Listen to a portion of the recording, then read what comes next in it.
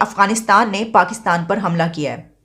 Afghanistan forces ने shelling की है, जिसके रिजल्ट के तौर पर पाकिस्तान के 6 लोग जाँ बहक हो चुके हैं। ये टीटीपी नहीं है, ये कोई दहशतगर्द ग्रुप नहीं है, ये एक मुल्क, एक हमसाया मुल्क की फोर्स है। एक ऐसा कंट्री जिनकी कोई फौज ही नहीं है, जिनके पास एयरफोर्स भी नहीं है, जिनके पास कुछ भी नहीं है, वो डेली बेस पर आप पर अटैक कर रहे हैं उस मुल्क के ऊपर जिनकी 6 लाख फौज है। हमारा पाकिस्तानी जो है ये आज 51%, में आज एक वेबसाइट पे सर्वे पढ़ा था, 51% पाकिस्तानी इंतजार कर रहा है कि वीजा लगे और वो बाहर चला जाए। और जब बात करें तो कहते आपका फरमान हर पाकिस्तानी कहता है the best army in the world, ISI the best intelligence agency in the world, number 1 sir. इस पे अटैक कर रहे हैं। और दूसरी ये बात है, उनका ऐलान जंग है आपके ऊपर, अंदर घुस के मारने का ऐलान है। तो nobody cares, it's perfectly fine. Economy जो है भड़ास निकल गई है, इकोनॉमी का बेड़ा गर्क हो गया है, सब महंगा है। हमें मसला है कि जी गाड़ियाँ महंगी, हर चीज़ महंगी। यहाँ बनता क्यों? यहाँ कैसे कुछ बनेगा? कमीशन हैं, ईज ऑफ डूइंग बिजनेस नहीं है, वन विंडो ऑपरेशंस नहीं है, आपके पोर्ट के ऊपर आपकी LCयाँ जो है फंसी हुई हैं। ये तो मोदी साहब को झप्पियाँ दे रहे हैं, ये तो $77 बिलियन जाके हिंदुस्तान में इन्वेस्ट करना चाहते हैं, उनको रिवॉर्ड करना चाहते हैं कि मुसलमान की कत्ल हो रही है, हर रोज मुसलमान मारे जा रहे हैं। तो अब हम ये कह रहे हैं कि तुर्की अगर हमें कर्जा दे दे तो हम अपने पिछले तमाम कर्जे उतार देंगे। नोबडी केयर्स, किसी को कोई फर्क नहीं पड़ता। पावर गेम्स है, बल्कि गेम ऑफ थ्रोन्स चल रहा है पाकिस्तान में।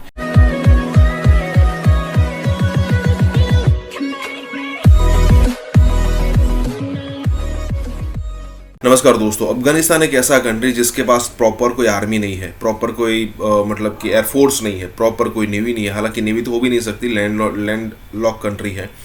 उसके अलावा ना ही उसके पास कोई ऐसा स्पेस प्रोग्राम है जिससे वो किसी भी कंट्री के ऊपर वॉच रख सके। लेकिन फिर भी आए दिन वो पाकिस्तान को ठोक कर चले जाते और पाकिस्तान यहाँ पर कुछ नहीं कर पाता। देखिए, अफगानिस्तान के तालिबानों ने तो वैसे एक TTP करके एक ग्रुप छोड़ा हुआ है पाकिस्तान के पीछे, जो आए दिन पाकिस्तानी आर्मी, पाकिस्तानी पुलिस वाले या फिर कहे कि पाकिस्तान के लोगों को मार के चला जाता है।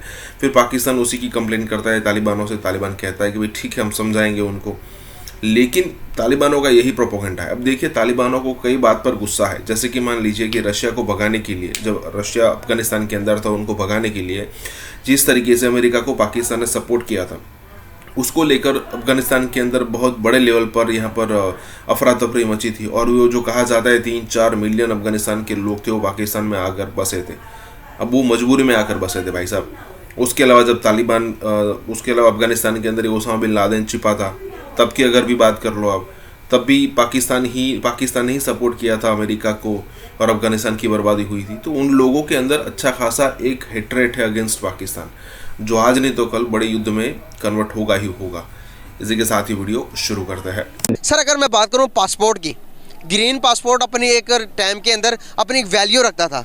एक कंट्री के अंदर हमें तकरीबन से तकरीबन, अगर मैं गलत नहीं हूँ तो हमें 60 से 70 कंट्रीज़ के अंदर फ्री वीज़ा, विदाउट वीज़े के जाने देते थे। लेकिन वो माइनस होकर हमारा वर्स्ट लास्ट के 10 पासपोर्ट से अंदर के रैंकिंग 3रे नंबर पर आ रहा हमारा पासपोर्ट। अगर मैं बात करूँ इंडिया की रैंकिंग, इंडिया तकरीबन 120 कंट्रीज़ के अंदर फ्री वीज़े के जा सकता है। क्या वजूहत है कि वो डेवलप हो गया, हमारे पासपोर्ट को डे बाई डे जंग लगता जा रहा है? क्या वजूहत है?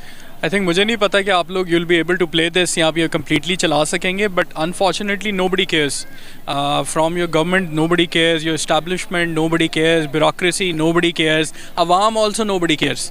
तो हम एज अ कॉम हमें फ़र्क नहीं पड़ता। तो पासपोर्ट इससे भी नीचे चला जाएगा, माइनस में भी चला जाएगा, किसी को कोई फ़र्क नहीं पड़ता। हम जैसे लोग अवेयरनेस के लिए बोलेंगे, आप अवेयरनेस के लिए वीडियोस बनाएंगे, पर at the end of the day independently पाकिस्तानियों को फ़र्क नहीं पड़ता। हमारी अपनी हरकतें ऐसी हैं। अगर आप किसी ट्रिप पे जाते हैं, UAE जाते हैं, मैं UK 10 साल रहा हूँ, तो आप ओवरऑल इनकी हरकतें और चीज़ें देखते हैं, एज अ कम्युनिटी देख लें, एज पाकिस्तानीज़ देख लें, तो हमारी हरकतें ही नहीं ठीक हैं। और माशाल्लाह वैसी हमारी गवर्नमेंट की भी हरकतें हैं। दे डोंट केयर, उन्हें फ़र्क नहीं पड़ता इकॉनमी के क्या हालात हैं, लोग बदहाल हैं, बिलों के बदहाल हैं, पासपोर्ट से बदहाल हैं। तो मेरे ख्याल से कोई एक चीज़ नहीं है जो सही हो रही है। तो ये भी होता रहेगा, हम और मार खाते रहेंगे, कोड़े खाते रहेंगे। टाइम शैल गो ऑन, जब तक जो है चल रहा है, अल्लाह ही चला रहा है इस मुल्क को। यकीन करें कि दुख से कहना पड़ता है, अगर मैं बात करूं 1999 में हमारे फॉरेन रिजर्व और इंडिया के रिजर्व तकरीबन इक्वल थे, लेकिन अभी देख लें हमारे फॉरेन रिजर्व कहां पर आ गए हैं।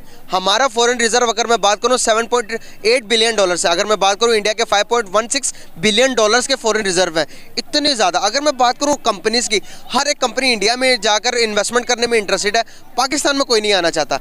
क्या वजूहत है? आज तक सर अलमिया की बात ये कि हम टोयोटा, होंडा ये तो यूज़ कर रहे हैं, सुजुकी, अपनी कोई कंपनी को हमने रेफर नहीं किया कि मेड इन पाकिस्तान हो, हम सारी सैम्पलिंग करते हैं। क्या वजूहत है कि डाउनफॉल पर इसी वजह से तो नहीं जा रहे? क्या वजूहत लगती है आपको? असल में देखें, जैसे कि आपने फॉरेन रिजर्व्स की बात की है, तो पाकिस्तान के इस वक्त जो करंटली फॉरेन रिजर्व है 6.5 के हैं, और आप इंडिया के ऑन दी अदर हैंड देखते हैं तो 500 बिलियन है। और आज की डेट में हमने 200 मिलियन डॉलर की एक पेमेंट रोक दी है, और हम PIA की और IATA की जो इंटरनेशनल एविएशन की पेमेंट्स हैं वो भी नहीं कर पा रहे। तो क्यों हो रहा है? क्यों? इसलिए हो रहा है कि हमने एज ए इकॉनमी डेवलप ही नहीं किया। इंडिया को देखें, वो एज अ सर्विस इकॉनमी भी डेवलप हो रहे हैं, वो एज अ प्रोडक्ट इकॉनमी भी डेवलप हो रहे हैं। पाकिस्तान किसी भी तरह डेवलप नहीं हो रहा। हम इंपोर्ट कर रहे हैं, इंपोर्ट करी जा रहे हैं, महंगा बेची जा रहे हैं। आप सिंपल एक मिसाल ये देखें कि हम एज अ कॉम जो है चाय अफोर्ड नहीं कर सकते, चाहे हम वो भी नहीं छोड़ पाते। तो हमारे पास जो अभी 6.5 बिलियन डॉलर भी पड़ा हुआ है, वो भी मांगे तांगे का पड़ा हुआ है। 3 बिलियन डॉलर सऊदियों का पड़ा हुआ है, बाकी 3 जो है चाइना का, जो टेक्निकली डिफॉल्टेड स्टेट है। बट जैसे मैंने पहली वाले जवाब में भी कहा था, नोबडी केयर्स, किसी को कोई फ़र्क नहीं पड़ता। पावर गेम्स है, बल्कि गेम ऑफ थ्रोन्स चल रहा है पाकिस्तान में। सो गेम ऑफ पावर है, सबको पैसे चाहिए, सबके पैसे माशाल्लाह बाहर हैं। कोई 12 अरब रुपया 6 महीने में कमा लेता है, आवाम जो है वो वहीं की वहीं है, तो बाकी सब बाहर जा रहे हैं। They are having fun. Pakistani जो है वो यहीं पर बैठा हुआ है, और जो हुक्मरान पाकिस्तानी है वो बाहर चला जाएगा। तो nobody cares, it's perfectly fine. Economy जो है भड़ास निकल गई है, इकॉनमी का बेड़ा गर्क हो गया है, सब महंगा है। हमें मसला है कि जी गाड़ियाँ महंगी, हर चीज़ महंगी। यहाँ बनता क्यों? यहाँ कैसे कुछ बनेगा? कमीशन हैं, ईज़ ऑफ डूइंग बिजनेस नहीं है, वन विंडो ऑपरेशंस नहीं है। आपके पोर्ट के ऊपर आपकी LCयाँ जो है फंसी हुई हैं, माल क्लियर नहीं हो रहा। आज की लेटेस्ट न्यूज़ ये भी है कि आपकी दवाइयों बनाने के लिए भी आपके पास चीज़ें नहीं हैं। तो माशाल्लाह कमाल डायरेक्शन है। सर अगर मैं बात करता हूँ इसी बरक्स के, जब देखते हैं कि मुल्क के हालात श्रीलंका की तरफ होते हुए नज़र आ रहे हैं, श्रीलंका ने कोई अपना एक स्टेप अप नहीं लिया, हम भी उसी रास्ते पर चल रहे हैं। एक प्रेडिक्शन के मुताबिक 75% चांसेस है पाकिस्तान के बैंक करप्सी होने के। अभी तो मेरे ख्याल से वो भी हो गई है, पिछले मंथ की बता रहा हूँ। आप क्या समझते हैं, क्या रही है आपकी इस बारे में? आई थिंक जहाँ तक तो आप कह रहे हैं बैंकरप्सी की बात है, वो तो बिल्कुल बैंकरप्ट तो हम ऑलरेडी हो चुके हैं, बस अनाउंस करना बाकी है। बाकी रहा श्रीलंका वाले, तो श्रीलंका एक कौम है, वो मुत्तहिद हो गए थे।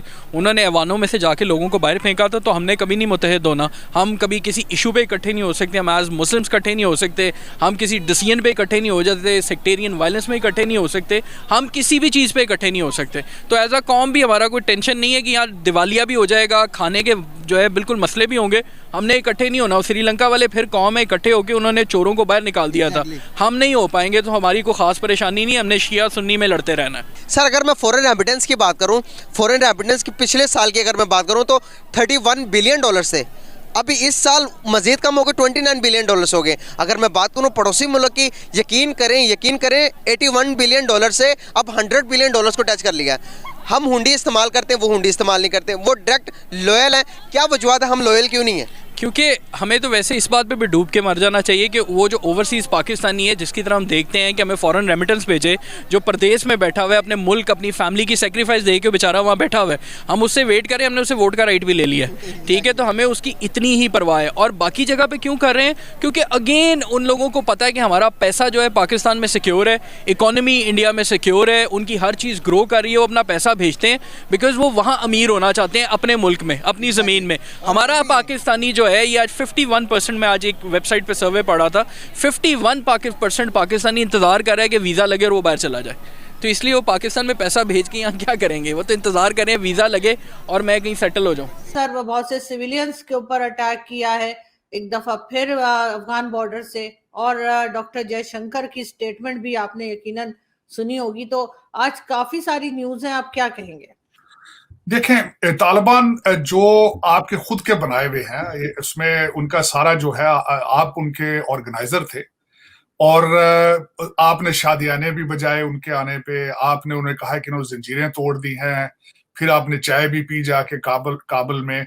फिर उसके बाद आपने पूरी दुनिया से अपीलें की कि उनके पैसे उनको दिए जाएं, उनकी मदद की जाए। आपने जो OIC के इजलास बुलाए, कितना पैसा इस एक भूखे कौम का आपने तबाह किया। आपने एडवोकेसी, चाहते तो पैसे वो आप अपने लिए ही थे, इसमें कोई शक नहीं है। आप उनको नाम उनका लेकर चाहते थे कि डॉलरों की बारिश आप पर हो, लेकिन दुनिया जो है कोविड की वजह से परेशान थी। आपने बहुत खूबसूरती के साथ एक स्कीम जो है वो चलाने की कोशिश की, लेकिन जो अफसोस के साथ कि एक ऐसा कंट्री जिनकी कोई फौज ही नहीं है, जिनके पास एयरफोर्स भी नहीं है, जिनके पास कुछ भी नहीं है, आप उनको कहते हैं कि ये पत्थर के जमाने के लोग हैं। वो डेली बेस पर आप पर अटैक कर रहे हैं उस मुल्क के ऊपर जिनकी 6 लाख फौज है। और जब बात करें तो कहते आपका फरमान हर पाकिस्तानी कहता है the best army in the world, ISI the best intelligence agency in the world. Number 1 sir, base पे अटैक कर रहे हैं। और दूसरी ये बात है, उनका ऐलान जंग है आपके ऊपर, अंदर घुस के मारने का ऐलान है उनका। और दर हकीकत में शर्मिंदा होता हूं बैसीते पाकिस्तानी कि कोई जवाब नहीं है।